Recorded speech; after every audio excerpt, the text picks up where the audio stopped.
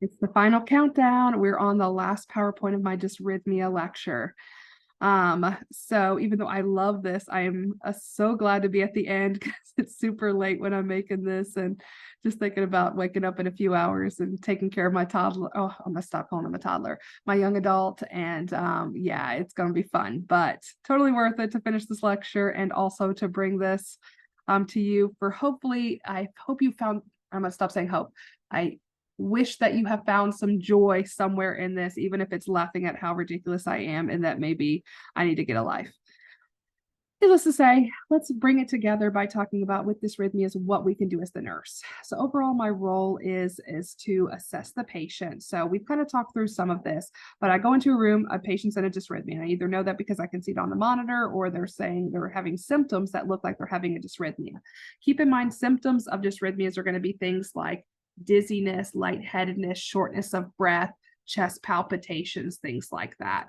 Syncopal episodes, passing out, those can all be related to dysrhythmias. There could be other reasons for those too, but that's, you know, a lot of what points there. That's what I would ask about. If like when we're sitting here asking about symptoms, that's what I would ask about. But first step, I walk in the room, someone's in an abnormal rhythm. I usually want to check first, do they have a pulse? Especially if they're not really responding or talking to me, I'm like, okay, I need to check if they have a pulse. If they're awake and they're looking at me like that person who's like, hey, can I finish my turkey sandwich first? Then I'm going to ask them about their symptoms, you know, any chest pain, palpitation, shortness of breath. And by the way, the noise, the dishwasher started because it's that late at my house. So I'm sorry for the background noise, but at least you know I eat from clean dishes because I know you were concerned. But anyway, so I'm sitting there, chest pain, palpitations, shortness of breath, difficulty breathing, decreased oxygen saturations. What's their, you know, is there any other things that they might be experiencing? Dizziness, lightheadedness, things like that. Then I need to check if they're stable. So students always say, well, how do I know if they're stable? One of the best ways we can see is how is their body handling it? If they have a blood pressure drop, that's a very good sign that their body's not handling it well. If their oxygen saturation is down, their body is not handling it well. So the two most important vital signs you probably want to check are going to be heart rate, not heart rate, sorry, blood pressure and oxygenation. Now, everyone always wants to say heart rate here, but I mean, that's a part of the rhythm. But what the heart rate is doesn't necessarily tell me if they're stable or not. I've had someone who's fairly stable with a heart rate of 170 and someone who had a heart rate of 140 who was not doing well. So it really depends. Every patient's different. So really we want to see is what's the end outcome. So because their heart rate is this and their rhythm is this, how is their blood pressure? How is their oxygenation? Are they getting perfused? And then we're going to take action. So if in step one, I assessed and there was no pulse, I should have already gone to taking action. I'm not going to sit there and be like, how are you feeling? They're not conscious. I need to take to action now. And then I'm not going to sit there and take vital signs because if they don't have a pulse, they don't have a blood pressure or oxygenation. So I need to go straight to my CPR. So that was what I would do first. But obviously, if they have a pulse, I'm not doing CPR. So I'm not saying here, take action, do CPR on every patient, but do CPR if it's appropriate and they don't have a pulse. Otherwise, I want to support their ABCs. Some of your book talks about some emergency measures. You know, usually we want to, help apply oxygen to the patient. I want to get a 12-lead EKG as soon as possible to identify the rhythm. Again, I can look at a rhythm and say it's this, but we want to get on a piece of paper, you know, legal document, this is the rhythm that we found them to be in so we can do appropriate treatments. And sometimes it's a little unsure. So a lot of times we want to get that follow up. And it doesn't mean that what the machine tells us is right. There is someone who, once we scan this EKG in, whose job is to look at these and see what it is. Or if there's a doctor that I'm calling, I can send them the EKG and they can look at it or they can see it in the chart. So I'm going to do support the airway, breathing, circulation. So oxygen, 12-lead EKG. We might end up drawing some labs and checking some other things. I want to identify that rhythm as soon as possible, and then I'm going to reach out to the doctor and get the appropriate orders depending on what I might need. So I'll give you a, for instance, situation that I had not too long ago. I had a patient who was in a I was actually about to send them to the floor, and then all of a sudden they went into a what do you call it, a very fast, abnormal, irregular rhythm. And I'm watching them, and I'm like kind of seeing, are they going to go in? Are they going to go out? sitting there thinking in my head, have they been in this before? Now, this was a patient who was not very responsive. So even if like it would be very hard to tell like if they're better or worse. So the first thing I want to do was go in and I cycled a blood pressure. I'm looking at the patient. I'm looking for any signs of respiratory distress. Their oxygen saturations are stable because I had them on a continuous monitor because I'm in the ICU.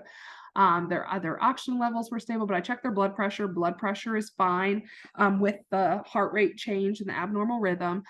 So that's when, I'm looking at this patient, they're stable. There are no respiratory distress. They're not on any extra oxygen or anything. They can't talk to me or tell me how they're feeling.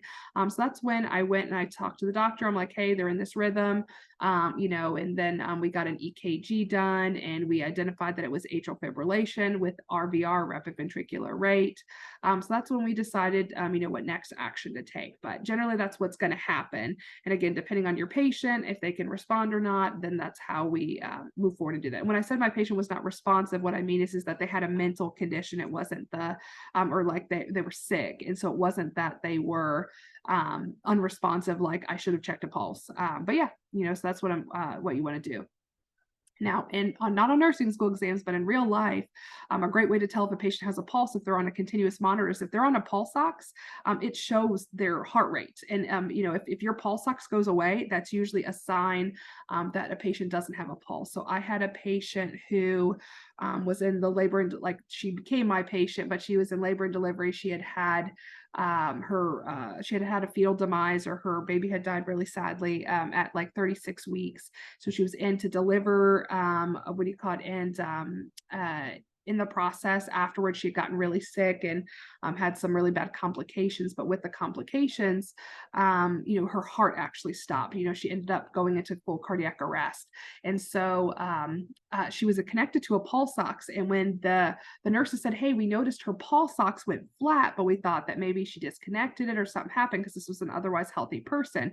But just know that in most people, their O2 should never be flat. The only time it goes flat is if like you have a blood pressure cuff and the finger probe on the same side, then sometimes it can go flat while it's taking the blood pressure, but it should eventually go back to where you can see a good waveform.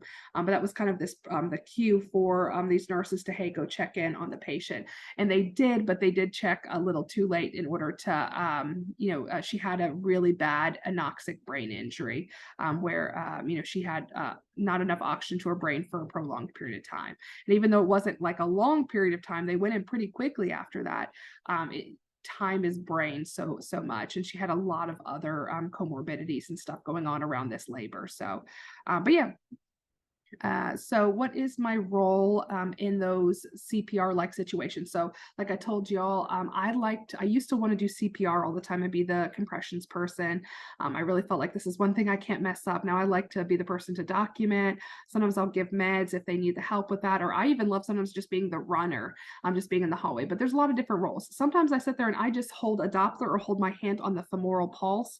So that way I can tell. It helps. I can actually tell while they're doing compressions, I hold it there and I can tell they're doing good compressions. If I can feel, like I'll feel, it almost feels like a pulse, like when they are doing their compressions, because I should feel that. The whole point of compressions is that they're pushing blood or forcing circulation of blood. So I should be able to feel a pulse if they're doing good compressions. It's not an actual pulse, but I should feel the pulsatile flow of the compressions they're giving.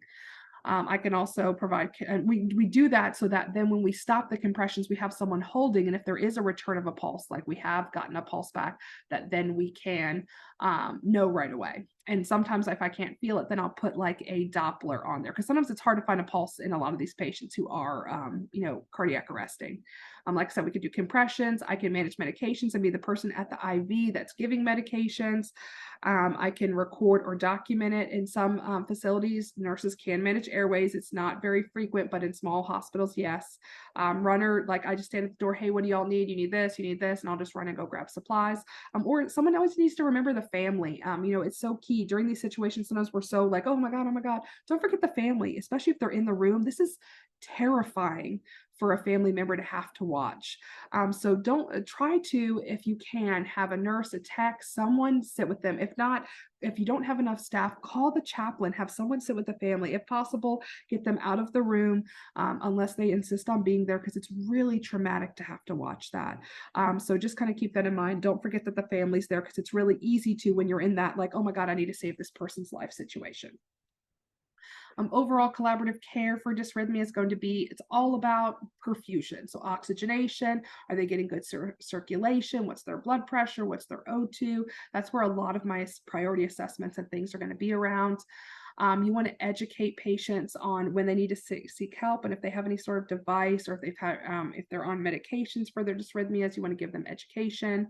We always want to get to the bottom of the cause, because we can treat the symptoms, but if we don't get to the bottom of why is their electrical activity off, it's just going to keep happening, and eventually it could lead to them having a lot of issues. We're going to do regular monitoring. Like I said, they're going to have usually continuous monitoring, O2, checking their electrolytes, because electrolytes are a very big factor in dysrhythmias. We give them oxygen as needed, ensure that they're safe, and they might be unsafe, one, because of the rhythm, because the rhythms can make them very dizzy, but keep in mind the medications as well. The drop in blood pressure can make them dizzy. It can really make them a high risk for falls. We always want to convert the rhythm when we can, but if we can't convert it, then we try to control the rate. So that's the difference. We can give meds or cardiovert to try to convert it, but if that doesn't work, if nothing else, we want to try to get it to a rate of 60 to 100 in order to try to keep them as normal as possible. And that goes for like regular rhythms like atrial rhythms like AFib and SVT and stuff like that. I'm not talking about, we're not trying to get VFib or VTAC into a controlled rate. Like that one we have to convert. We're going to keep converting until we get back to a normal rhythm. We've got to do something. And then there's lots of complications after dysrhythmias, like blood clots, low blood pressure, oxygen perfusion issues. And this could be perfusion to my kidneys, perfusion to my brain. We talked about AFib and the risk for blood clots. So make sure that patients are on medications that need to be on medications, that we're watching everything closely, and really looking for those signs of how their organs and everywhere in their tissues are being perfused. If you need more practice with EKGs, there's this great website, SkillStat, highly recommended. It has like actual moving strips so you could practice. You can look at the different rhythms. There's quizzes. Just know they do have deeper rhythms there that you don't need to know, but it can give you some practice and you can start to get some more of a feel for what is abnormal and what it looks like. Anyway, that is it for dysrhythmias. I hope you had some fun here. I know it took me a while to get in my flow and start, talking about this, but hopefully by the end of this, you feel at least somewhat better about dysrhythmias. You don't have to love them like I do, but just feel somewhat better. Anyway, I hope you're doing well. See you for the next video.